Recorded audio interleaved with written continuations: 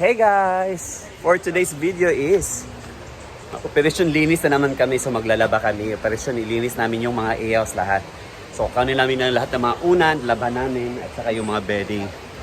So yan. At saka lilinisan namin yung ilalim ng AOs.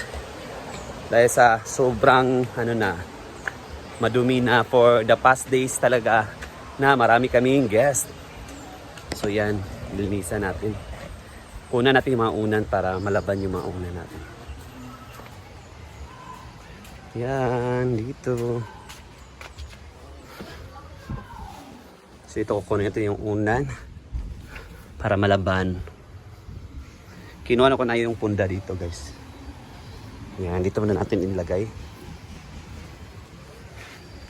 Para naman yung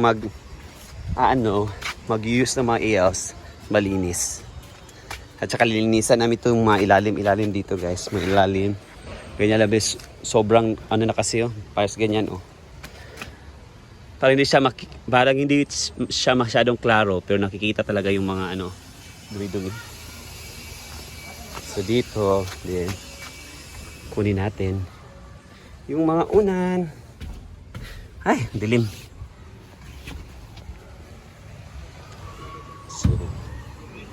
Ito na, may mga guests kami ngayon guys, early morning.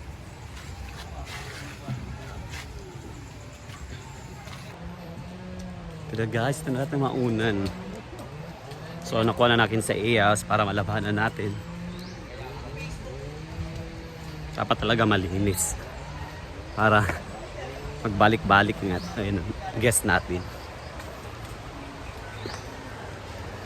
Yala.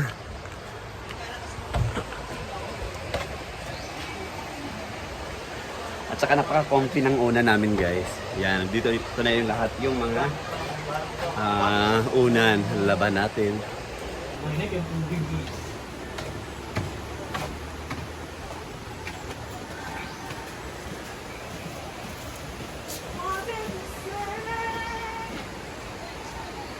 To, tingnan mo yung unan na to. Ang ganda pa nito nung bago pero ngayon, sobrang na niya guys. Luyat-luyat na niya. So, ito namang mga unan na to, ito naman sobrang haba, tas malaki. Yung punda namin, standard namin is hanggang dito lang. So nakakahiya kasi tingnan niyo naman yung color ng unan namin, colorful, di ba? So, pag nilagyan namin siya ng punda, tendency lumalabas yung unan. Kasi yung mga unan namin ito, pag kutso-kutso lang naman, ay yung punda. So lumalabas siya. So, pabawasan namin to, ilalagay namin dito. Tapos meron kami mga unan din na maliliit, tinanggal na namin, nilagay namin dun sa mga ganito. Kaya yung mga ganito na iba, ito na lang natitira kasi iba, lalaban na lahat, tapos i-dryer, tapos para bago lahat sa So, alam ko ibabash kami kasi yung unan namin pangit para sa e-house. Pero nilalaban naman namin siya at pati yung punda. So ngayon, para mas sa paghiga, kasi pangit na tinan mo, kuluntoy siya. So yan naman talaga ang sakit ng mga unan pag inabot na ng mga 2 years, nagpa-flatten siya, tapos lumiliit siya.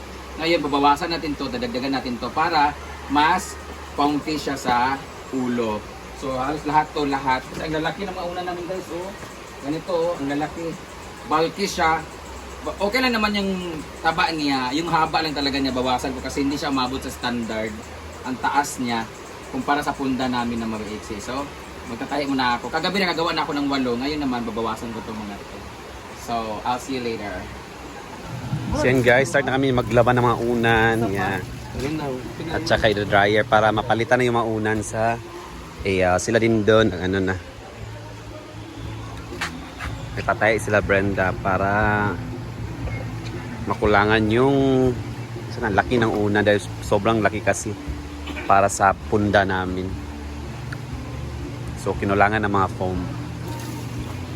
Yan dito.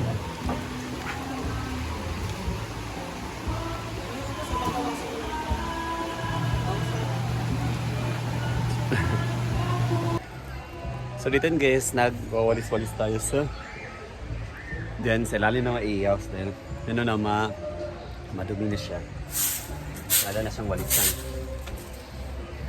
Kapoy ni Watay videographer guys, atok naman. Yan. Walis-walis tayo. Yeah.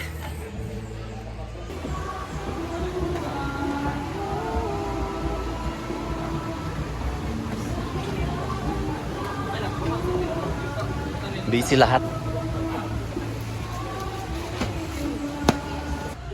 dito na side guys, nagluluto si Britney ng ulam namin for lunch. Yan. Guess, ano yung ulam namin? Walaan nyo.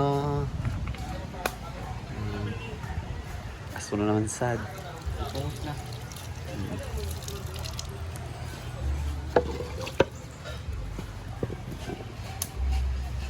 Diyan guys, busy sila sa ano guys, punda. Yan.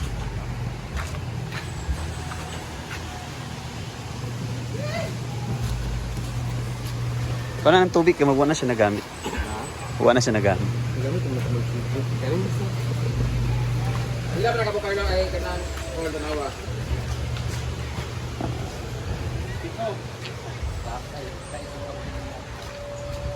So dito ay magko-continue ako pag walis.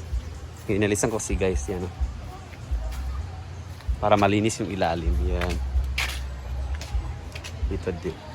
Dito pa ako sa 3. Hindi ko pa natapos yung 4 at saka 8. So, continue na tayo.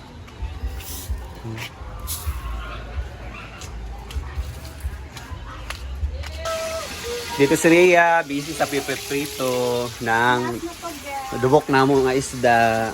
Itabang na lang. Yan guys. Ito yung pinirit na isda. At saka tapos na rin sila sa pagtahi at pagpapa-dry na maunan. At ako guys, tapos na akong magwalis doon sa mga e-house.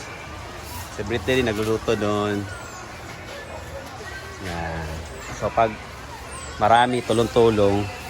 Ha? Size pa man. Wala size. Yan.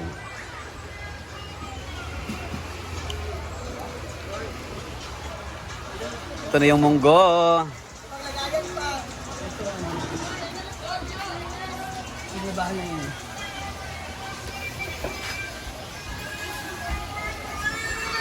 Hoy!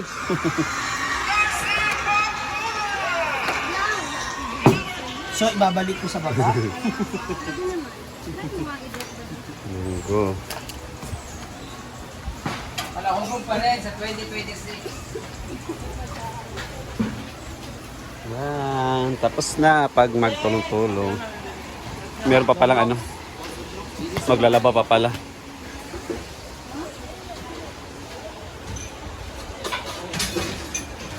Ay sa kagpunta ko pa.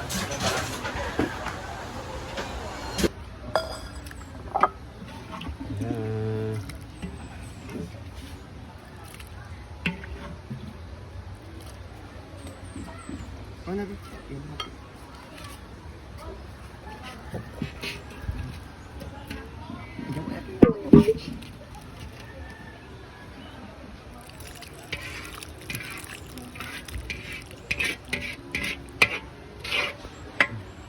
Siguro siya. Ito. Ay, sa akin.